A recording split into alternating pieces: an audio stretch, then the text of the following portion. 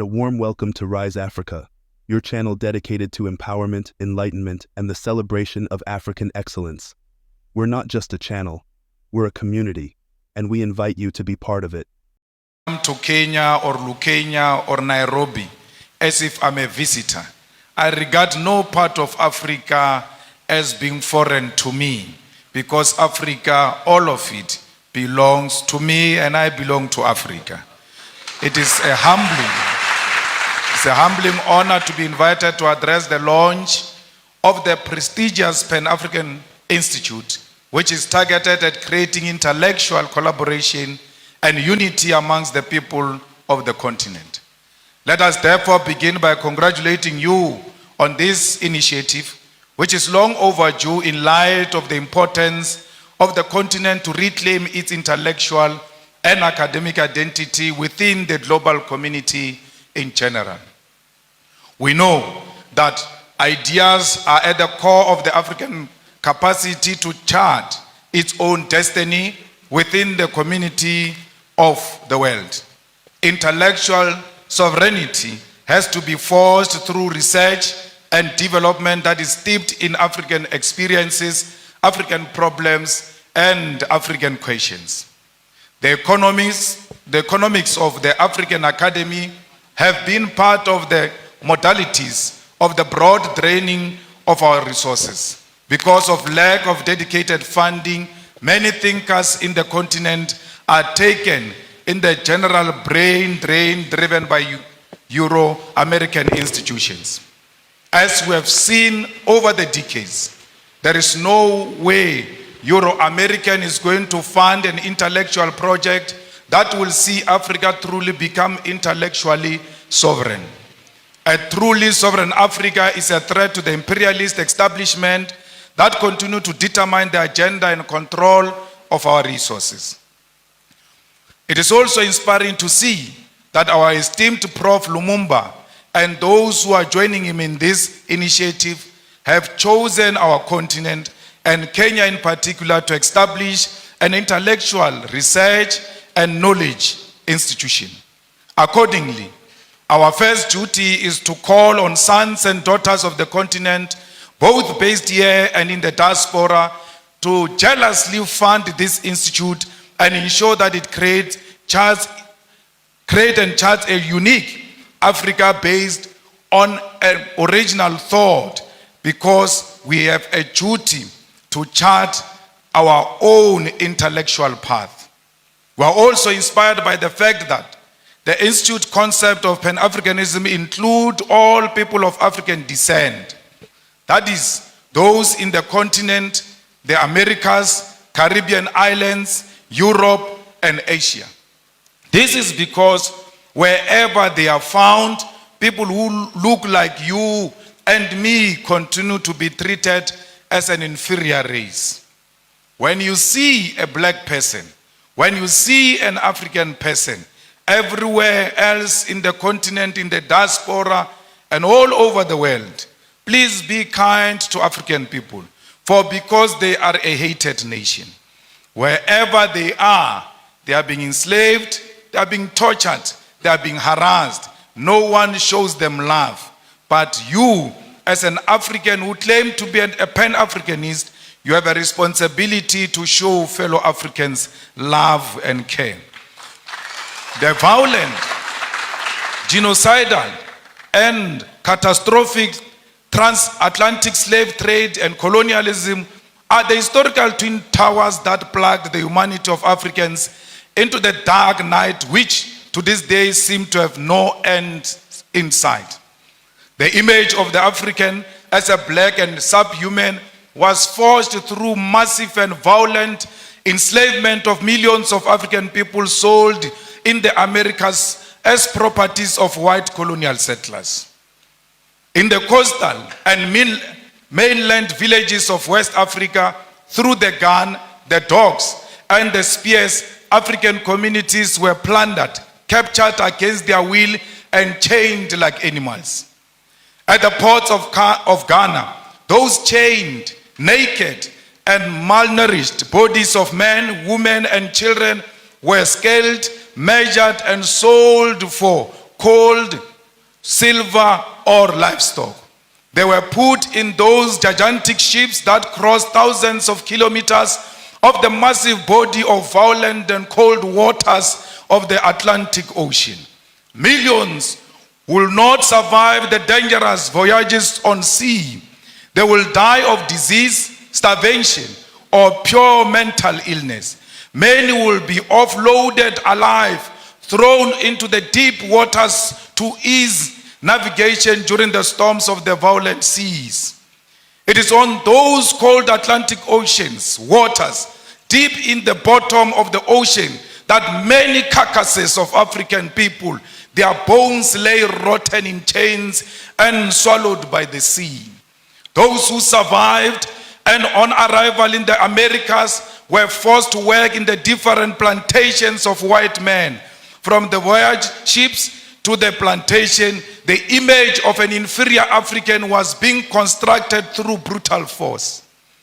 Then began the violent colonial conquest for settlement aimed at our natural resources that defined our native continent. The white man sought to rule Africa and here designed a system of racial segregation, racial humiliation, racial abuse that lasted for many centuries.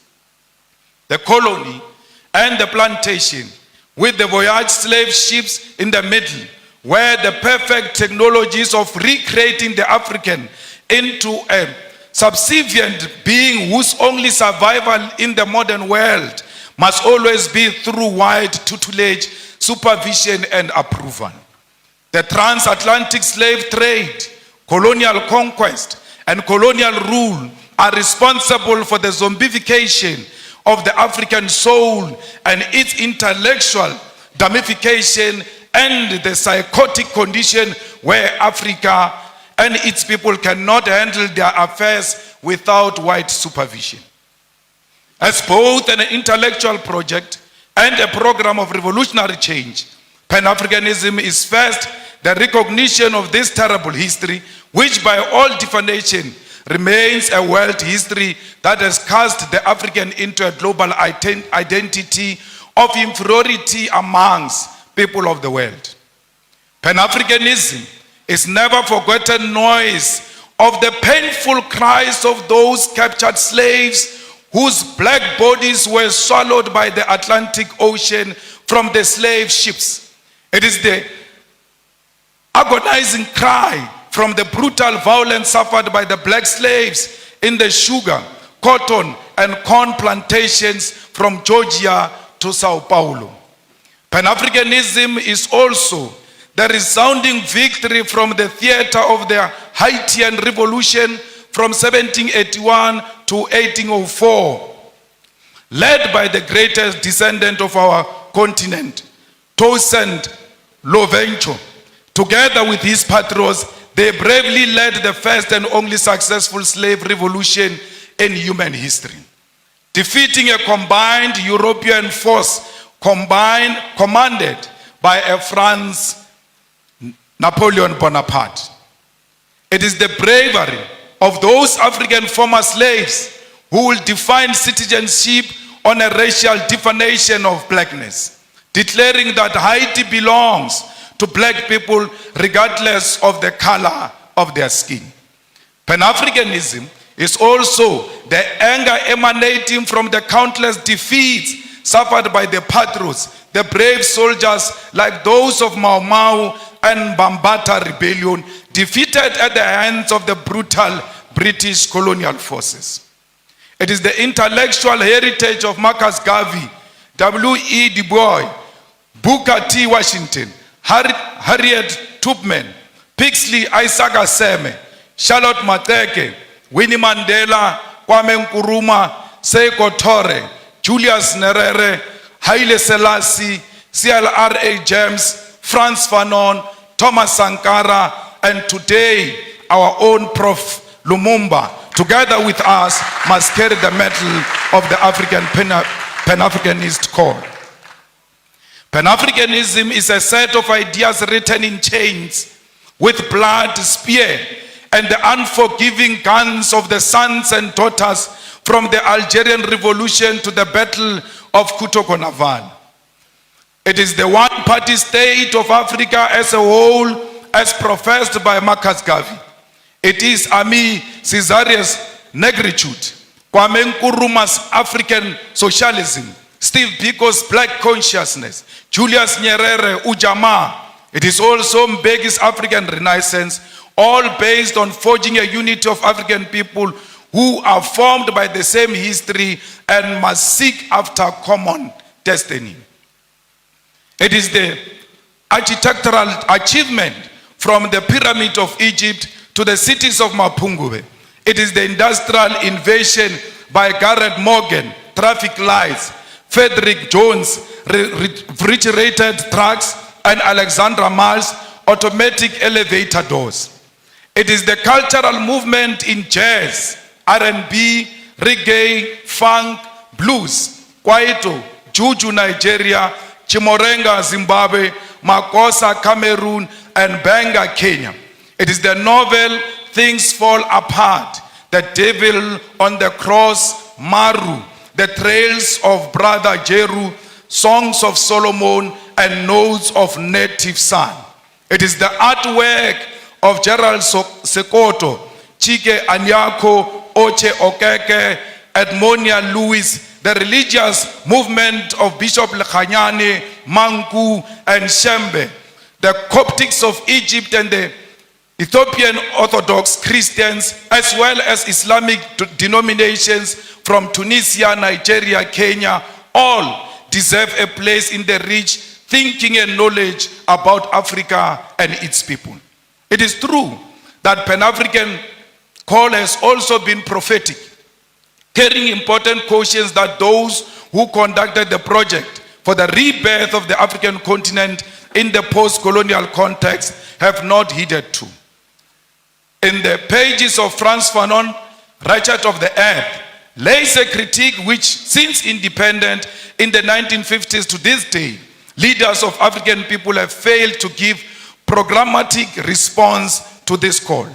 First and foremost, the Pan-African call is a call for African unity, not cooperation, collaboration, or coexistence. Many of you confuse the unity of Africa to mean collaboration or cooperation. We don't want to cooperate. We don't want to collaborate. We want to be one, and being one means we must share the same vision and the same direction. Yet many over the past half a century have chosen cooperation, which has given way to neocolonialism. That is to say, for African leaders to continue colonialism without direct rule by colonialists. The launch of the Pan-African Institute right here in Kenya must help us intellectually to shift towards revolutionary Pan-Africanism, contribute to resolving some of the historical mistakes, blunders committed by post-liberation movements.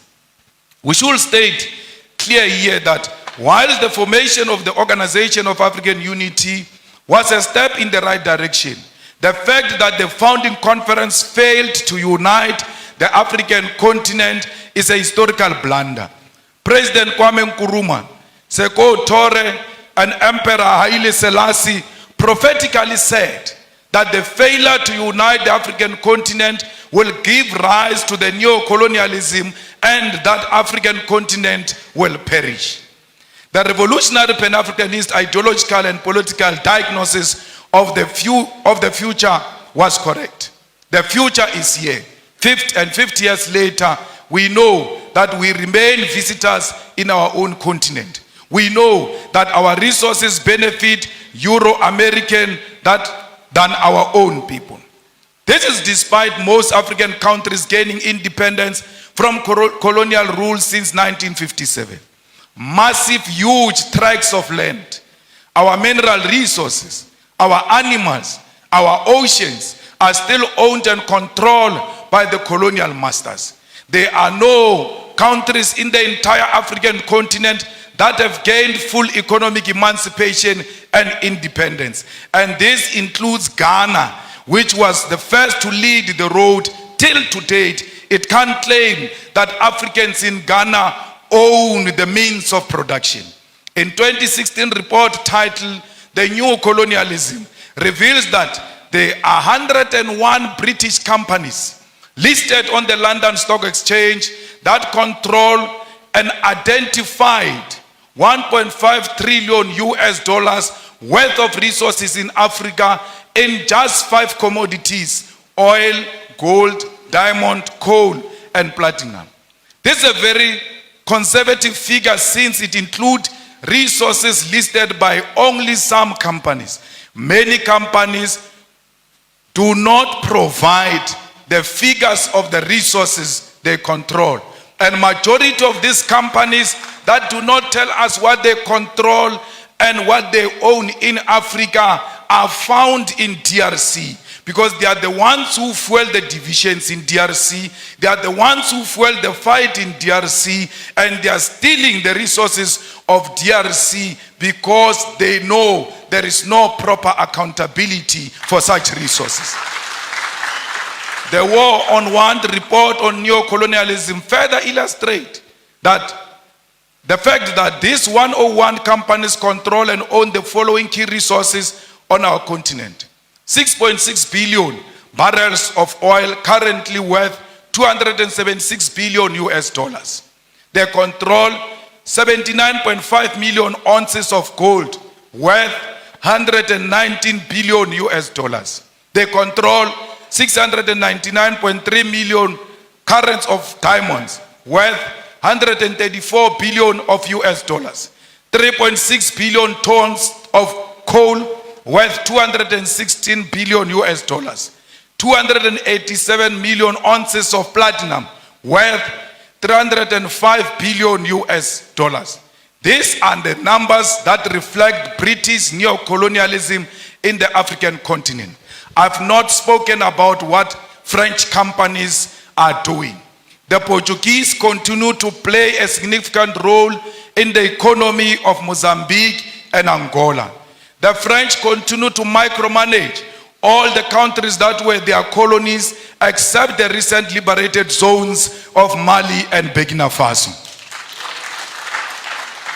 Comrades, the French are brutal, to a point that post-colonialism, they still make certain African countries to pay colonial tax to France. The French are brutal because some of their former colonies, their reserve banks are still in France. They are not in control of their own economy, yet they claim to have an independence. We, as progressive Pan-Africanists, must fully associate with and support all revolutionary actions of fighters who are removing puppets of French imperialism from political office and power. Not all these actions are revolutionary, because we must be careful of French-sponsored coups in Africa, where we think there is a revolution taking place in Guinea-Conakry, only to find that there is a French puppet who seeks to replace those who were there before. There is nothing revolutionary about the Guinea-Conakry coup. We ought to separate that there can never be a revolutionary coup that reinforces French imperialism on African soil. Anyone who comes into political office under the pretext that they are fighting a French puppet, while knowing they are the French puppet themselves, must be isolated by progressive Pan-Africanists. All French soldiers and military must leave the African continent, and this also should apply to neo-colonial military bases, including the African Command Center of the USA. We don't want the army of America. We don't want the army of France here. We don't want the army of anyone. We want African army on African soil. The Pan-Africanist Institute should therefore provide ideological, political, and technical weapons to all progressive forces of the African continent to fight against colonialism. There is a political trend that is being accepted by African heads of state and government, where one country convenes all 54 heads of African states and government. the United States of America, France, China, Russia, and United Kingdom convene all 54 heads of states and government for a meeting, and they all go following each other like Casey and Jojo as heads of states to listen to one head of state, 51 of them. Sometimes they disrespect them to a point where they put all 54 heads of states of Africa in a school bus to go and listen to one head of state. What happened to these men? Because all of them, majority of them are men. What happened to these fathers who go and bow combined to one man? Even if he's Putin, why would they all follow each other and go and listen to one person? What happened to their dignity and their authority as leadership? They must have leadership qualities to know that Putin is equal to them, that China is equal to their own single country, irrespective of their size, because what matters is sovereignty. And if China recognizes that sovereignty, will respect the president of that sovereign country as an individual.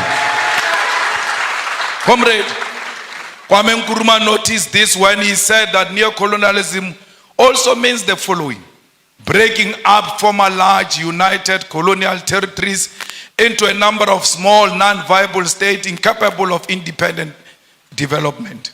An external directed economic system and political policy, the state being obligated to take the manufactured products of the imperialist power to the exclusion of competing products from elsewhere. Payments towards the cost of running the state to ensure control over government policies, and foreign capital is used for the exploitation rather than the development of less developed regions. Governor, on my way here, we saw how the people here are working. We saw that there is no piece of land here that is not being utilized to the benefit of our people. As we conclude our exploration into the rich tapestry of African history and the vision for a united future, one can't help but wonder, will Julius Malema's dream to unite Africa one day become a reality? The journey toward that dream starts with us, together. Subscribe to Rise Africa and be part of our growing community, where the flames of unity and empowerment are fanned. Share this message, spark conversations, and let's walk this transformative path as one.